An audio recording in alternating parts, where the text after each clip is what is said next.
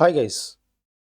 So I have added all the videos in the Power BI playlist so you can learn step by step without missing anything. So these videos are the combination of the previous video in the Power BI data model and Power BI tutorial.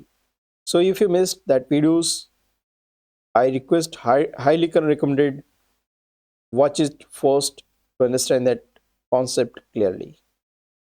So Star and Snowflake schema, right? So if your Power BI report is slow, complex, or hard to maintain, the real problem is might be your data problem, data model.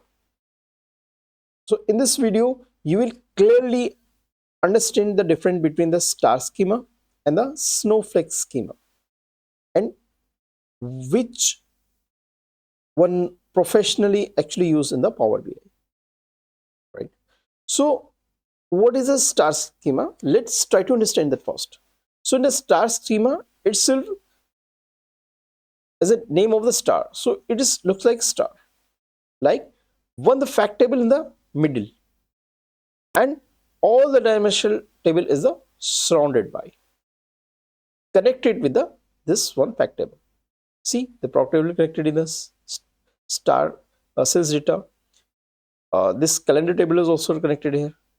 Customer lookup also connected here, and directory lookup is connected here. So it's become like a star. So we can say this star schema is the simple and the common type of the data model, characterized by a single fact table surrounded by the related dimension table, right?